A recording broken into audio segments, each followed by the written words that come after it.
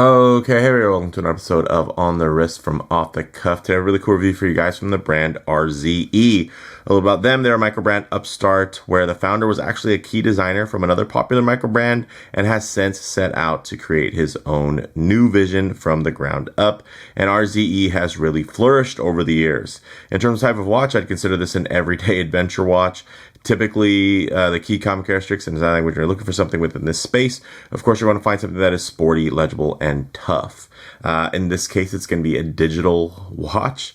This is their UTD-8000-BK, and it is, of course, designed and tested in the harsh environment of the Canadian North with that great ULTRAHex titanium digital. Which is what the UTD stands for. It is resistant to water, dust, corrosion, scratches, shock, vibrations, and featuring an advanced custom module, fully operational even while the watch is fully exposed to extreme temperatures. These go for $280 as standard on this particular strap. Of course, there is a bracelet option. Unfortunately, I didn't get that in this review sample, but I have been looking forward to checking this piece out because I am quite a G-Shock enthusiast as well. So I'm going to be comparing it to one of my favorite G-Shocks, which costs quite a bit and is, of course, discontinued and collectible. But in terms of just the raw usability, of course, the overall aesthetic and everything, I think they really nailed it with this piece. So with all that said, let's go ahead, zoom the camera out, get this piece in hand, and take a closer look. Okay, ooh, as you guys can see, really gorgeous piece. A little tough to capture on camera, I will say. Out in the regular world, it's going to be quite legible.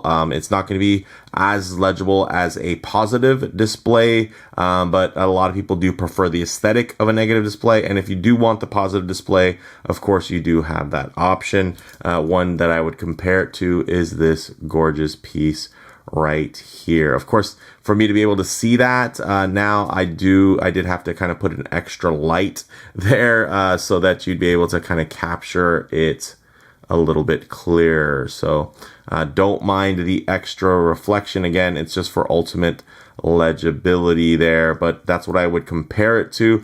And this is a much more expensive and limited watch, also made out of titanium. It does have some other extra features though. When you think about Bluetooth connectivity and solar power, this is pretty much going to go forever. And although in terms of the hardened coat here, this is a little different. It is still coated, and you can see the coating is definitely standing up 3 years later. I mean, this thing looks basically brand new, and it's a G-Shock, and I wear it like a G-Shock. So in terms of its intended purpose, this is not something that I wear to a fine dinner.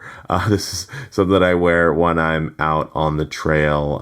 So this is something that definitely does get some use, and it's just a beautiful watch, but very expensive by comparison.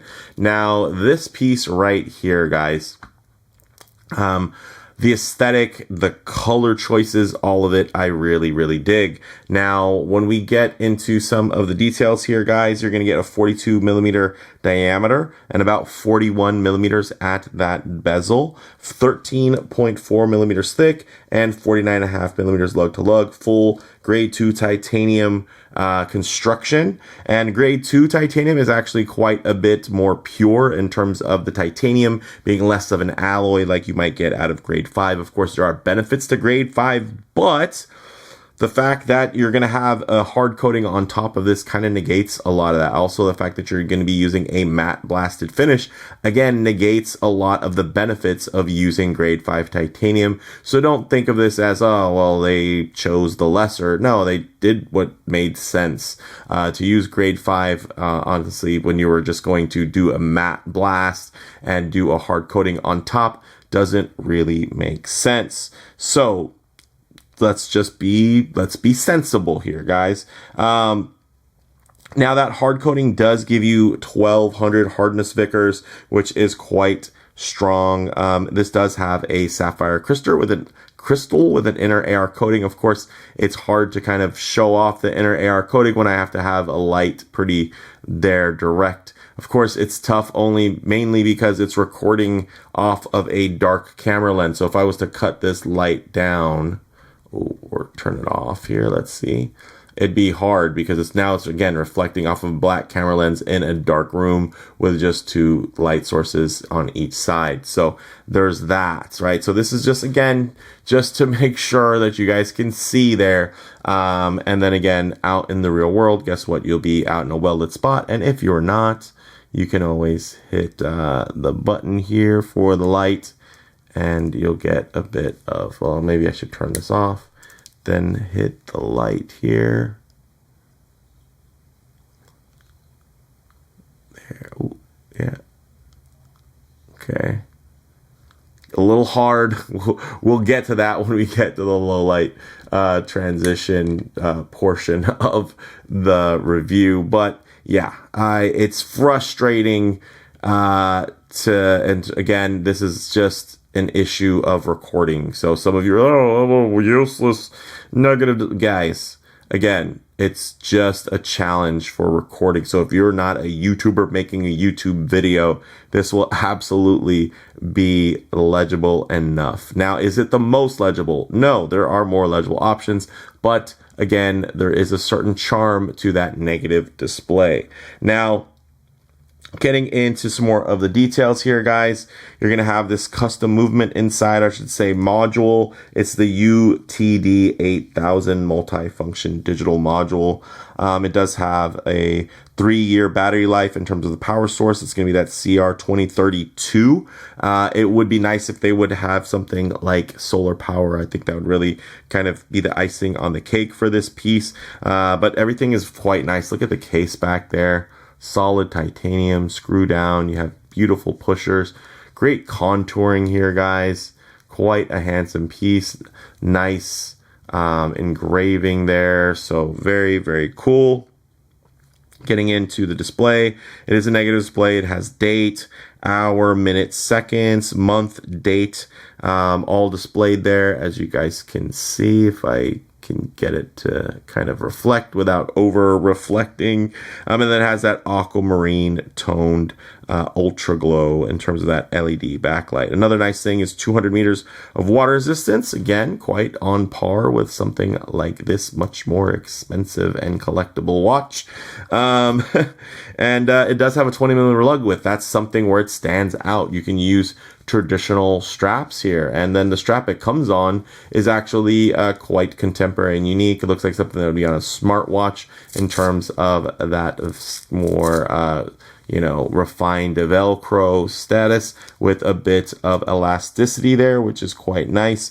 But with that 20 millimeter lug width, you can of course use any type of strap you would like. You can put this on a rubber strap as well, which is again something that's a bit limited here, although of course I love it on bracelet. And this does have a bracelet option. Unfortunately, I don't have the bracelet for this review, but this thing is quite nice. And I do enjoy the strap. Before I get into that, I did want to show this very cool and unexpected box that it came in. And it's just kind of neat. I have to say, it just plays into this kind of toy-like aesthetic. Look at that, with of course the RZE, that school bus yellow tone there is quite nice. Tin with a nice sleeve on it, and then you have your information. Hey, there goes the bracelets.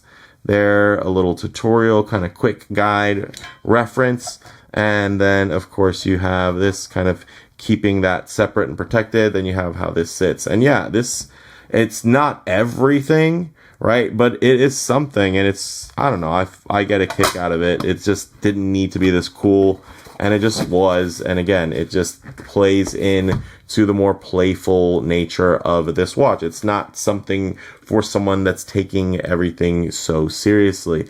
So with that said, let's actually get it on the wrist and see how it wears. Okay, as you can see on my 7.5-inch wrist, this is a full-sized watch, but it is a nice sized watch. It looks quite good. Yes. Ooh. Look at that, lays nice and flat, great profile on the wrist. Of course, I got to be careful in terms of the reflectivity there with the light, but I still want to be able to show you that. Of course, if I get my wrist a bit too close to the lens, you're going to notice a fair amount of perspective distortion. It's going to make the watch seem a lot larger than it actually is. So all I like to do is keep my wrist nice and low, and then just tighten up the frame so that you guys can get a bit of a truer aspect ratio as to how this may lay on your own wrist. And check it out. Quite handsome once again. Ooh. Nice and flat. Again, full size, but it is titanium, and it does have, of course, an electronic module in there, so it's not going to have a big, heavy mechanical movement. So yeah, there's definitely a lot to enjoy here when it comes to this piece. I dig it a lot, and yeah, I guess I should have expected that, because although I wouldn't have asked for something like this to be made by RZE because I love so many of their traditional mechanical offerings, this thing is just so much fun. It just absolutely makes sense for this brand. So with that said, although there's no lume, we'll get into some low light transition and closing thoughts. Okay, now with the situation with the lighting and legibility and trying to get all this viewed, we're not going to do your typical low light transition. I just want to make sure that I get a decent enough kind of a lume shot for you here with the light on. So there you have it. Very cool. You can see crisp and clear there. I dig it. And in terms of how this is going to look, you know, in less than optimal lighting, it's not quite as important anyway, because it's a matte watch. And of course, I don't want to just make it really hard to read the dial, and everyone will be like, oh, you can't. Yeah, you can't read the dial when it's dark. You can't read the dial when there's not light to bounce off of the face of the dial. That's how the dials work, okay? Yes, there are other options that would be slightly more legible, but at the end of the day, if it's dark and these aren't applied indices with luminova or some level of tritium or something, guys, it's not going to be super readable. So again, that's what you need when you're thinking about something like a digital display wristwatch. And again, this does that job, I think, quite well. So for me, guys, closing thoughts on the wrist, it feels very much like a premium G-Shock. I do wish I could have tried it on the bracelet. So RZE, if you're listening, I would love to check that out because I think it'd be sweet. So maybe do a follow-up video there. In terms of model variants, do check the site link for current options and availability, as they do have quite a few different variations in terms of colorways, as well as negative and positive display options. In terms of comparable models, guys, of course, a titanium G-Shock with a sapphire will run you, you know, over $2,000. So it is pretty impressive that you're getting a hardened titanium setup for a fraction of the cost. Sure, you'll miss some niceties like solar power and Bluetooth updating and syncing up, but you're also spending a lot less too. So I think it does kind of even itself out. In terms of the bottom line here, guys, while I wouldn't have asked for a watch like this to be made, mainly because I am just completely satisfied with what's out there already in terms of G-Shock, I will say I really can't argue with the end product. You know, sure, you might dislike the negative screen and readout, which I already feel is in the comments section again. But I really don't think this is too far off from a perfect watch for the money because of the price point at $280. So, you know, I might just add, if I was working for RZE, I would add solar power as icing on the cake. I mean, Bluetooth connectivity would be nice too. I'm not sure how hard or easy that might be. But really for me, the only thing that's missing from this watch would be solar, you know. So without that, it's still great. You still, you know, you just have to change out the battery every 3 years or so. So I don't mind that at all in this case. But yeah, it would be better to me if it was solar, and that's typically how I buy my G-Shocks. I, you know, pay attention to the ones that are solar because that's just what I prefer. But that's also coming from a guy who mainly collects, you know, mechanical wristwatches where they're kind of, you know, just in a space of no planned obsolescence, right? Like they're meant to keep lasting for multiple generations and not just for one wearer's wrist. So these watches kind of by nature are going to be way more contemporary and kind of short term, but with this build quality and construction, wow, you kind of could see this thing lasting for a really long time. So let me know what you all think down in the comments below. If you like the video, please hit like, and if you haven't already, please subscribe for more content just like this. Thanks, guys.